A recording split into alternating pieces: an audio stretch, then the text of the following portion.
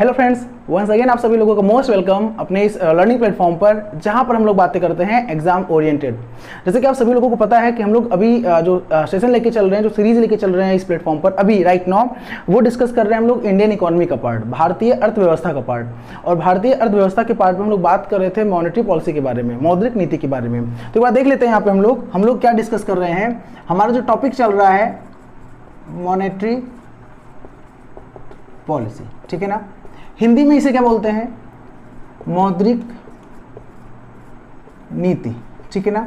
हम लोग बात कर रहे हैं मॉनेटरी पॉलिसी यानी मौद्रिक नीति के बारे में, ठीक है। देखिए, मैंने जैसे कि आप लोगों से कमिटमेंट किया था कि जो भी टॉपिक मैं डिस्कस करूंगा वो जीरो से डिस्कस करूंगा, यानी कि जीरो से डेप्थ की बात करूंगा मैं, ठीक है। मॉनेटरी पॉलिसी का आज जो सेशन मैं प्रोवाइड कर रहा हूँ पार्ट 4 है। इससे पहले मैंने पार्ट 3 प्रोवाइड किया है। तो जो लोग अभी नए जुड़ रहे हैं मेरे इस प्लेटफॉर्म पर मुझसे इस लेक्चर के साथ, वो एक काम करेंगे, प्लेलिस्ट में जाकर जनरल अवेयरनेस का एक जो है प्लेलिस्ट मिल जाएगा आपको, वहाँ पे जाइएगा। मॉनेटरी पॉलिसी का पार्ट 1, पार्ट 2, पार्ट 3 और आज का जो मेरा सेशन है पार्ट 4, आप सारा देखिएगा। क्योंकि देखिए, सारे जो कह सकते हो जो मैं डिस्कस कर रहा हूँ, सेशन प्रोवाइड कर रहा हूँ, हर एक सेशन एक दूसरे से लिंक्ड होता है। तो पार्ट 1 में मैंने इंट्रोडक्शन बताया था क्या होता है, कौन बनाता है, सारी चीज़ें। पार्ट 2 में मैंने कुछ पार्ट डिस्कस किया था, पार्ट 3 में मैंने कुछ पार्ट डिस्कस किया था सर इस प्लेटफॉर्म पर। आज मेरा जो सेशन है मॉनेटरी पॉलिसी का, वो पार्ट 4 का है, क्योंकि मैं आराम से डिस्कस कर रहा हूँ और मैं हर एक चीज़ में कवर करने का प्रयास कर रहा हूँ कि मैं कुछ भी ना छूटे। हमें हर चीज़ पता हो कि कोई भी चीज़, कोई भी टर्म यूज होता है तो उसका मतलब क्या है और वो क्यों होता है, what is the reason behind the particular term जो भी यूज होता है, ठीक है। इसके बारे में हम लोग यहाँ पे बात कर रहे हैं। तो आज हम लोग जैसे कि लास्ट सेशन में बात किया हम लोगों ने किया था, आप जिन लोगों ने सेशन अटेंड किया होगा या जो ना अटेंड किए होंगे, मैं फिर बोल रहा हूँ कि आप उस सेशन को जरूर अटेंड करिएगा, ठीक है। CRR यानी कि मॉनेटरी पॉलिसी का डायरेक्ट इंस्ट्रूमेंट, मैंने उसके बारे में बात किया था, CRR के बारे में, कैश रिजर्व रेशियो के बारे में। आज हम लोग डायरेक्ट इंस्ट्रूमेंट्स का नेक्स्ट टर्म के बारे में बात करेंगे, जो नेक्स्ट टर्म यूज होता है, दैट इज SLR, ठीक है। तो आज हम लोग बात करेंगे किसके बारे में? SLR के बारे में, ठीक है। ध्यान दीजिएगा, SLR। तो पहला क्वेश्चन बनता है क्या होता है? तो मौद्रिक नीति, मॉनेटरी पॉलिसी के दो इंस्ट्रूमेंट्स होते हैं, एक डायरेक्ट इंस्ट्रूमेंट्स होता है और एक इनडायरेक्ट इंस्ट्रूमेंट्स होता है। डायरेक्ट इंस्ट्रूमेंट्स में मैंने बताया था आपको CRR SLR कुछ इस नाम के जो है कुछ टर्म यूज होते हैं। CRR SLR नाम की कुछ कह सकते हैं जो शब्द हैं वो प्रयोग होते हैं। तो उनका क्या मतलब होता है वो मैंने CRR के बारे में बता रखा है, पूरा डिटेल में डेप्थ में डिस्कस किया है। तो पार्ट 3 वाला सेशन आप जरूर देखिएगा, मैंने पूरा डेप्थ में डिस्कस किया है, ईच एंड एवरी पार्ट मैंने कवर किया है CRR के बारे में, ठीक है। पहले मैंने प्रैक्टिकल समझाया है, फिर मैंने वहाँ पे लिखवा भी दिया है कि कैसे क्वेश्चंस बनेंगे, आपका आंसर क्या होगा, ठीक है। चलिए अब हम बात करेंगे नेक्स्ट जो हमारा इंस्ट्रूमेंट है, दैट इज SLR। तो पहला क्वेश्चन ये बनता है सर SLR क्या है? तो आप कहेंगे sir SLR is a direct instruments of monetary policy. SLR क्या है? मॉनेटरी पॉलिसी का, मौद्रिक नीति का एक डायरेक्ट इंस्ट्रूमेंट उसके अंदर में आता है, एक टर्म यूज होता है। क्वेश्चन फुल फॉर्म क्या होता है सर? तो आपका आंसर इसका फुल फॉर्म होता है स्टैट्यूटरी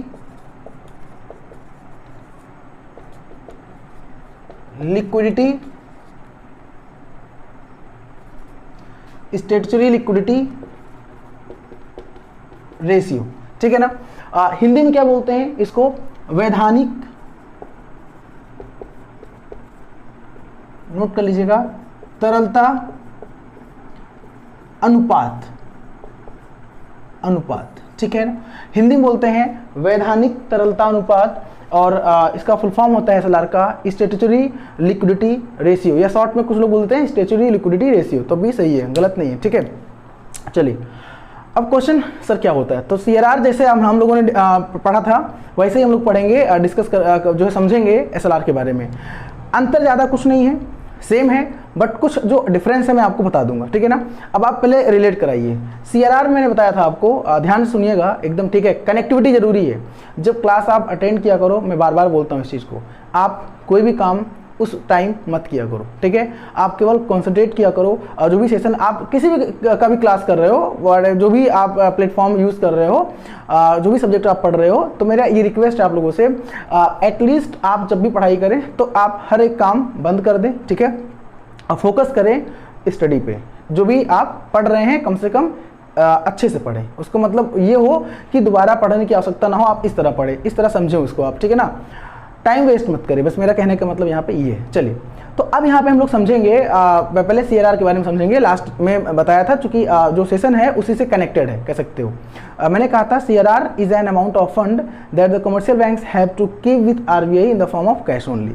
CRR एक ऐसा अमाउंट होता है जो RBI के पास CC में यानी करेंसी चेस्ट में कमर्शियल बैंकों को, वाणिज्यिक बैंकों को रखना पड़ता है on the basis of NDTL, यानी कि जो उनका net demand and time liability है उसके आधार पर। कब रखना पड़ता है सर? रोजाना रखना पड़ता है, डेली रखना पड़ता है। तो SLR भी कुछ उसी तरीके से होता है। अच्छा, क्वेश्चन फिर ये निकल के आता है, सर CRR का यूज क्या होता है? मैंने लास्ट में बताया था कि जो बैंक होते हैं लिक्विडिटी क्राइसिस से, कह सकते हो, बचाने के लिए, उनको स्टैंड करने के लिए RBI उनका जो सम पोर्शन ऑफ अमाउंट होता है इन द फॉर्म ऑफ CRR और SLR वो रखता है। अच्छा, SLR की बात मैं कर रहा हूँ यहाँ पे, तो SLR RBI नहीं रखता है। SLR RBI बोला है कि आप खुद अपने पास रखो। CRR क्या है? वो अमाउंट है जो RBI के पास CC में जमा करना पड़ता है कमर्शियल बैंकों को। SLR भी जमा करना पड़ता है। SLR भी क्या है? रेशियो, देखिए यहाँ पे लिखा हुआ है रेशियो, यानी कि कुछ अनुपात की बात कर रहा है, तो कुछ पोर्शन ऑफ अमाउंट की बात कर रहा है, बट वो कहाँ रखना पड़ेगा? वो RBI बोलता है अपने पास रखो, यानी किसको? बैंकों को। अब समझो यहाँ पे कुछ चीजें देखिएगा, मैं आपको बता दूं यहाँ पे, जैसे क्या होता है इस समय जो SLR चल रहा है राइट नो SLR चल रहा है 18%, या नोट करिएगा। CRR कितना चल रहा है? 3%, और SLR चल रहा है 18%, ठीक है ना। तो पहले मैं लिखवा दे रहा हूँ यहाँ पे SLR क्या होता है, ध्यान दीजिएगा। यहाँ पे लिखिएगा जो SLR होता है, SLR is an amount of fund. देखिए जरा विजिबिलिटी है कि नहीं? ओके, विजिबिलिटी है, ठीक है। SLR is an amount of fund that the commercial वाणिज्यिक bank that the commercial banks have to keep with itself। ध्यान दीजिएगा यहाँ पे, ये अंडरलाइन कर लीजिएगा। यहाँ मैंने बताया है itself। हैव टू का मतलब ये भी कंपलसरी है, ये भी मैंडेटरी है, मतलब ऑप्शनल नहीं है। SLR is not an optional, it's a mandatory like CRR के तरीके क्या है, ये भी मैंडेटरी है, नहीं कंपलसरी है, आवश्यक है, उसको जमा करना पड़ेगा, ठीक है। अब देखिए SLR वो अमाउंट ऑफ फंड होता है, ध्यान दीजिएगा, SLR वो अमाउंट ऑफ फंड होता है जो कमर्शियल बैंकों को, वाणिज्यिक बैंकों को, अगर आपने CRR समझा होगा तो आपको यहाँ पे प्रॉब्लम बिल्कुल भी नहीं होगी, ठीक है। वाणिज्यिक बैंकों को क्या करना पड़ता है?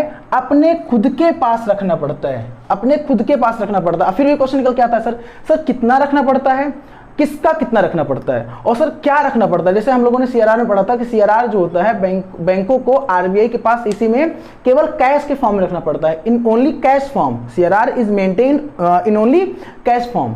तो क्या SLR भी ऐसे होता है? लेकिन बट SLR के साथ में कुछ टर्म्स एंड कंडीशन है, वो क्या है मैं आपको बता रहा हूँ, इसीलिए मैं डिस्कस कर रहा हूँ इस टॉपिक को, ठीक है, ध्यान दीजिएगा। अब itself, अब क्वेश्चन किस फॉर्म में, आगे लिखिए किस फॉर्म में, तो answer in the form of, ठीक है, फॉर्म ऑफ यानी किस रूप में SLR को रखना पड़ता है? इन द फॉर्म ऑफ, ठीक है। तो लिख दीजिएगा यहाँ पे cash, gold and government securities, ठीक है ना। Cash, gold and government securities, ये है सिक्योरिटीज। गोल्ड यानी कैश की फॉर्म में रखना पड़ता है, गोल्ड की फॉर्म में रखना पड़ता है, एंड गवर्नमेंट सिक्योरिटीज की फॉर्म, मतलब समझिएगा गवर्नमेंट सिक्योरिटीज का मतलब होता है सरकारी प्रतिभूतियां, लाइक आप जैसे बॉन्ड वगैरह बात करते हैं ना, जो गवर्नमेंट बॉन्ड्स होते हैं, ट्रेजरी बिल हो गया, सर्टिफिकेट ऑफ डिपॉजिट हो गया, है ना, इसकी बात की जा रही है। ये सारे बॉन्ड होते हैं, गवर्नमेंट सिक्योरिटीज होते हैं, सरकारी प्रतिभूतियां होती हैं, ठीक है, इसकी बात की जा रही है यहाँ पे। सोना, गोल्ड मतलब सोना, और कैश मतलब तो कैश आपका होता है नकदी, ठीक है, ध्यान दीजिएगा। तो SLR का क्या होता है कि बैंकों को क्या करना पड़ता है, ध्यान दीजिएगा, मैंडेटरी नहीं है किस फॉर्म में रखना पड़े, ये कंपलसरी नहीं है, मतलब यहाँ पे ये है कैश भी हो सकता है, गोल्ड भी हो सकता है, गवर्नमेंट सिक्योरिटीज भी हो सकता है। मान लीजिए 5 करोड़ अमाउंट आया, 5 करोड़ अमाउंट आया, ठीक है ना, क्या कि 5 करोड़ जो है रखना पड़ेगा किसके पास, 5 करोड़ अमाउंट आया कि ये बैंकों को अपने पास जमा करना पड़ेगा, और किसका, उसका सेम वही होता है, ठीक है, सारा CRR की तरह होता है। SLR is also calculated on the basis of NDTL, SLR is also calculated on daily basis, सब कुछ वही होता है, बट जो डिफरेंस मैं आपको बता दे रहा हूँ, ठीक है। तो SLR मान लीजिए कैलकुलेट करने पे 5 करोड़ आया, तो बैंकों को 5 करोड़ अपने पास रखना पड़ेगा, बट 5 करोड़ जो रखना पड़ेगा, ध्यान दीजिएगा यहाँ पे एक चीज, या केवल कैश के फॉर्म में नहीं होगा, गोल्ड भी हो सकता है, गवर्नमेंट सिक्योरिटीज यानी कि उसकी एवज में गोल्ड हो, उसके एवज में 5 करोड़ के एवज में गोल्ड हो या सरकारी प्रतिभूतियां हो या जो है क्या हो, कैश हो, इसकी बात यहाँ पे की जा रही है। तो एसएलआर केवल कैश के फॉर्म में नहीं होता है। अंतर क्या है, सीआरआर को केवल कैश के फॉर्म में आरबीआई के पास जमा करना पड़ता है, मतलब आरबीआई के पास इन द सेंस सीसी में, करेंसी चेस्ट में। मैंने बताया था कोई डेली जो है अयोध्या से जो है वहाँ पे मुंबई नहीं जाएगा जमा करने, ठीक है, जो पीओ है वो मुंबई नहीं जाएगा जमा करना, क्योंकि उसका हेड ऑफिस कहाँ है, आरबीआई का हेड ऑफिस मुंबई है। तो भाई सीधी सी बात है सर, कैश के फॉर्म में जमा होगा तो मुंबई जाना पड़ेगा क्या? नहीं मेरे भाई, आरबीआई ने जो है ऑथोराइज्ड कर रखा है, कह सकते हो, हर शहर में एक सीसी यानी करेंसी चेस्ट, ठीक है। तो उसकी बात यहाँ पे की जा रही है, यहाँ पे ये बात मैं कर रहा था। तो जो है क्या होता है, सीसी में रखना पड़ता है, लेकिन एसएलआर को बैंकों को कहाँ रखना पड़ता है, बैंकों को अपने पास रखना पड़ता है खुद, यानी रखना पड़ेगा, निकालना पड़ेगा, बस अपने पास रखना पड़ेगा, ठीक है। अब देखिएगा मैं आपको एक चीज़ बता दूँ, यहाँ पे जो यहाँ पे इटसेल्फ है, इसका मतलब क्या, क्यों सर इसको अपने पास रखना पड़ता है, समझिएगा। जैसे मान लीजिए मैं एग्जाम्पल ले रहा हूँ, ठीक है, मैं एग्जाम्पल ले रहा हूँ, बैंक बंद हुआ आज, ध्यान दीजिएगा, मैं एक एग्जांपल लेके आपको बताता हूँ। यहाँ पे मान लीजिए आज 6 जून है, ठीक है, आज की बात मैं कर रहा हूँ। आज बैंक शाम को बंद हुआ, मैं एग्जांपल ले रहा हूँ 10 करोड़ पे, ठीक है, मैं एग्जांपल ले रहा हूँ, इसकी जो क्लोजिंग है कह सकते हो 10 करोड़ पे हुआ। ध्यान दीजिएगा, बैंक का जो क्लोजिंग हुआ 10 करोड़ पे, मैं एग्जांपल ले रहा हूँ। बैंक के पास जो कैश मान लीजिए है, बैंक के पास वो 10 करोड़ में रुपया है, ठीक है। अच्छा, अब एक बात यहाँ बताइए मुझे, मान लीजिए बैंक जो है कल ओपन हुआ, तो ओपनिंग बैलेंस बैंक का क्या होगा, बट ऑब्वियस है कि आज जो क्लोजिंग बैलेंस है वो कल का ओपनिंग हो जाएगा, यानी कि 10 करोड़ रुपया कल का ओपनिंग होगा, ठीक है, ये आपको समझ में आ रहा होगा। अब यहाँ पे मुझे एक बात बताइए, मान लीजिए कल जब बैंक ओपन हुआ, सारे लोग बैंक में आ गए पैसा विड्रॉ करने के लिए, पैसा निकालने के लिए, निकासी करने के लिए, मतलब कोई जमा करने नहीं आया, सब निकालने के लिए आ गए, और पूरी लंबी से लाइन लग गई। मैं एग्जांपल ले रहा हूँ, समझिएगा एसएलआर क्या मतलब क्या है, इसकी आवश्यकता क्यों पड़ी। तो एक लंबी सी लाइन लग गई और सारे लोग क्या कर रहे हैं, पैसा विड्रॉ कर रहे हैं। तो एक समय ऐसा आया, पूरा बैंक में पैसा खत्म, सब पैसा निकल गया, ठीक है ना, मतलब बैंक में पैसा नहीं रहा, जो बैंक में पैसा था, अमाउंट था, वो बैंक में पैसा नहीं रहा, और अभी भी लोग लाइन में लगे हुए हैं निकालने के लिए, जमा करने कोई पैसा नहीं आया। तो मुझे एक बात बताओ, जो लोग बचे हुए हैं लाइन में लगे हैं, क्या बैंक उनको वापस कर देगा, पैसा उनको नहीं देगा? मैं आपको समझाने का प्रयास कर रहा हूँ, समझिए इसको। तो अब इसे कहते हैं कि बैंक में पैसा अगर खत्म हो गया उस वक्त उस पर्टिकुलर ब्रांच में, तो कहते हैं लिक्विडिटी क्राइसिस। ये शॉर्ट टर्म, अच्छा लॉन्ग टर्म नहीं है, शॉर्ट टर्म क्राइसिस है। कौन सा क्राइसिस है? Short term liquidity crisis. Short term के लिए, कुछ समय के लिए पैसों की प्रॉब्लम, फाइनेंशियल क्राइसिस आ गया। तो अब जो बैंकों को आरबीआई गाइडलाइन देता है, डायरेक्शन देता है कि भैया आप एसएलआर को मेंटेन करो अपने पास, तो वो अमाउंट एसएलआर जो है एसएलआर के रूप में यूज कर सकता है। यानी एसएलआर वाला अमाउंट जो है बैंक क्या कर सकता है, उस टाइम यूज कर सकता है जब क्राइसिस बैंक में आता है। तो लिक्विडिटी क्राइसिस के दौरान शॉर्ट टर्म जो क्राइसिस होता है, तो जो पहला अमाउंट यूज करता है, कह सकते हो जो बैंक में अपने पास रखता है बैंक, वो एसएलआर होता है। इसीलिए कहते हैं कि बैंक, भाई सीधी सी बात है, सीआरआर एसएलआर क्यों मेंटेन करवाया जाता है? सीआरआर एसएलआर इसलिए करवाया जाता है ताकि फ्यूचर में अगर कोई क्राइसिस आए तो बैंक उस पर्टिकुलर अमाउंट का यूज करके अपने आप को स्टैंड कर सके। आपको समझ में आ रहा होगा, I hope it's a crystal clear. इसलिए तो मेंटेन करवाया जाता है। तो मान लीजिए बैंक, मैंने कहा ओपन हुआ, सारे लोग पैसा निकालने आ गए, पैसा पूरा खत्म, लेकिन फिर भी लोग लाइन में लगे हैं पैसा निकालने के लिए, पैसा जो है बैंक में है ही नहीं, तो बैंक वो एसएलआर वाला अमाउंट यूज कर सकता है, क्योंकि वो लिक्विडिटी क्राइसिस है बट शॉर्ट टर्म क्राइसिस है। तो बस ये होता है, इसका मतलब समझिएगा, ये चीज है। तो इसलिए बता रहा हूं मैं आपको, जो एसएलआर होता है आपका, वो क्या करना पड़ता है, बैंकों को अपने पास जमा करना पड़ता है अलग से। किस फॉर्म में? केवल कैश के फॉर्म में केवल नहीं होता है, कैश के फॉर्म में भी कैसे क्वेश्चन एग्जाम में आया कि एसएलआर किस फॉर्म में मेंटेन होता है, तो आंसर कैश के फॉर्म में, गोल्ड के फॉर्म में, गवर्नमेंट सिक्योरिटीज के फॉर्म में। सीआरआर किस फॉर्म में मेंटेन होता है? केवल कैश के फॉर्म में मेंटेन होता है, ठीक है, ये चीज समझिएगा आप। बाकी सब कुछ वही है। आप क्वेश्चन यहाँ पे ये बने, अगर इसमें मान लीजिए एसएलआर कितना है, समझिएगा, एसएलआर इसमें 18% है, 18% है, कितना है? 18% इसमें है, एग्जैक्टली है। अब मुझे एक बात बताओ, वही प्रैक्टिकल वही वाला, अब मैं आपको ज़्यादा नहीं, आप समझिएगा सीआरआर, इसलिए इसके लिए आपको मेरा सीआरआर वाला वीडियो देखना पड़ेगा, इसलिए मैं यहाँ पे, इसके लिए आपको सीआरआर वाला मेरा वीडियो देखना पड़ेगा। देखिएगा, अगर एसएलआर बढ़ता है तो क्या होगा, मुझे एक बात बताओ, अगर एसएलआर बढ़ेगा तो क्या होगा? अगर एसएलआर बढ़ेगा तो बैंकों में जो अवेलेबल अमाउंट है, बैंकों में जो अवेलेबल अमाउंट है, सीधी सी बात है, वो कम होगा। बैंकों को ज़्यादा से ज़्यादा पैसा क्या करना पड़ेगा? मेंटेन करना पड़ेगा, ठीक है। एक जस्ट वेट प्लीज।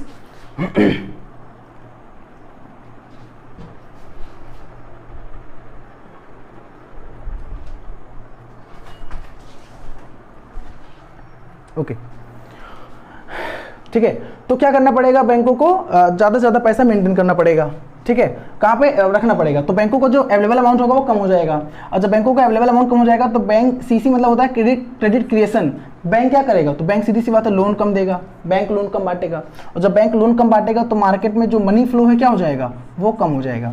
तो आई होप आपको समझ में आ रहा होगा गाइस कि जो SLR है अगर बढ़ता है तो क्या होता है, सेम वही जैसे CRR होता था, सीधी सी बात है, ठीक है। और अगर SLR को कम कर दिया जाए तो सीधी सी बात है, जब SLR को कम कर दिया जाएगा तो बैंकों को अपने पास कैश या गोल्ड या गवर्नमेंट सिक्योरिटीज के फॉर्म में पैसा कम रखना पड़ेगा। जब कम रखना पड़ेगा मतलब निकाल के अमाउंट में से, ठीक है ना, ठीक है। अच्छा किस पे कैलकुलेट होता है, तो ये भी NDTL पे ही कैलकुलेट होता है, ध्यान दीजिएगा।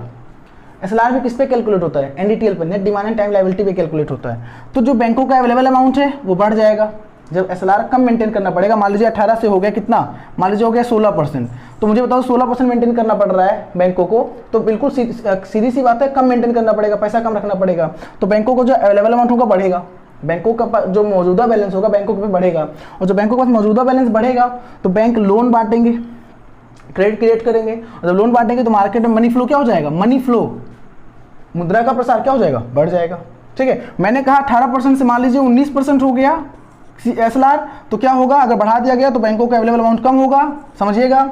जब बैंकों का मौजूदा बैलेंस कम होगा तो बैंक लोन कम देंगे, जब बैंक लोन कम देंगे तो बैंकों का जो मार्केट में मनी फ्लो एग्जैक्ट कह सकते हो, मार्केट में जो फ्लो ऑफ मनी है वो कम हो जाएगा।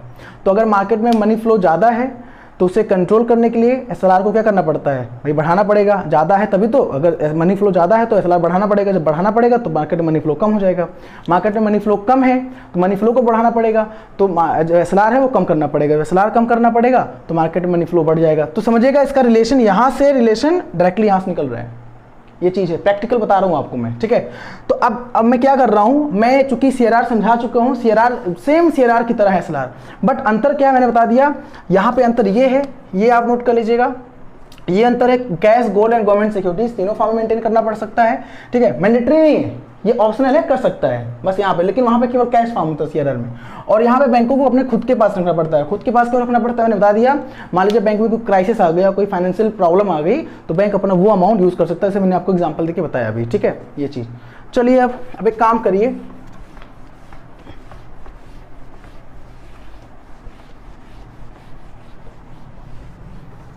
एक काम करिए, ठीक है, क्या, अच्छा एक चीज़ और अंतर क्या होता है, एक अंतर और होता है क्या, CRR में से लिमिट नहीं था, देयर इज नो लिमिट, वहाँ 0% मिनिमम 100 मैक्सिमम 100%, CRR यहाँ लिमिट होता है, हाँ बिल्कुल लिमिट होता है। SLR में जैसे SLR इसमें कितना है, जो SLR है इसमें 18% है, कितना है इसमें 18% है SLR, ध्यान दीजिएगा। तो मिनिमम कितना हो सकता है और मैक्सिमम कितना हो सकता है, क्वेश्चन मार्क, ये मैं आपको बताऊंगा अभी, ठीक है। तो आप एक काम करना, आप जरा यहाँ पे पॉइंट वाइज कुछ लिख लो, ठीक है। मैंने डिफाइन कर दिया SLR का फुल फॉर्म क्या होता है, स्टैट्यूटरी लिक्विडिटी रेशियो होता है, ठीक है। SLR क्या होता है, एक अमाउंट ऑफ फंड होता है जो कमर्शियल बैंकों को, वाणिज्यिक बैंकों को अपने पास cash gold and government securities के फॉर्म में रखना पड़ता है, ठीक है, मेंटेन करना पड़ता है। कब रखना पड़ता है, डेली। अब यहाँ पे कुछ मैं आपको बता दे रहा हूँ, उसको आप पेन डाउन कर लीजिएगा, ठीक है। जैसे SLR is defined under section 24 of banking regulation act 1949 1949, इसको पेन डाउन कर लीजिएगा। अब मैं आपसे क्वेश्चन पूछता हूँ, CRR को किस सेक्शन और किस एक्ट में डिफाइन किया गया है, तो आप देखिएगा CRR जो कैश रिजर्व रेशियो है उसको सेक्शन 42 के sub section 1 of RBI act 1934 में डिफाइन किया गया है, reserve bank of India act 1934 के सेक्शन 42 के सब सेक्शन 1 में डिफाइन किया गया है। तो अब SLR को किस में डिफाइन किया गया है, तो CRR जो 42 वहाँ पे है उसका उल्टा 42 वहाँ पे CRR में उसका उल्टा 24, तो 24 सेक्शन हो गया। बट एक्ट RBI एक्ट नहीं, इसमें लोग अक्सर कंफ्यूज होते हैं, ध्यान दीजिएगा। वहाँ पे CRR जो है वो RBI एक्ट 1934 है, बट जो SLR है वो आपका बैंकिंग रेगुलेशन एक्ट 1949 है, बैंकिंग रेगुलेशन एक्ट 1949 है, इसके तहत SLR को मेंटेन किया था। बस ये ध्यान दीजिएगा, अंतर ही है, वो RBI एक्ट वहाँ था, यहाँ बैंकिंग रेगुलेशन एक्ट 1949 है, ये अंतर है, ठीक है। अगला क्वेश्चन सेम क्या है, it is calculated on the basis of NDTL, same वही है।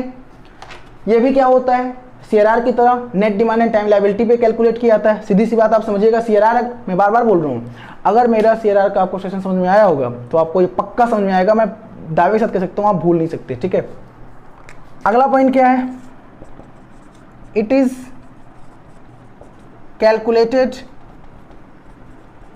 कैलकुलेटेड ऑन डेली बेसिस, मतलब ये रोजाना कैलकुलेट किया जाता है किसकी तरह, लाइक सीआरआर की तरह, ठीक है, कौन, एसएलआर, ठीक है। अगला पॉइंट क्या है, नोट करिएगा, नेक्स्ट पॉइंट,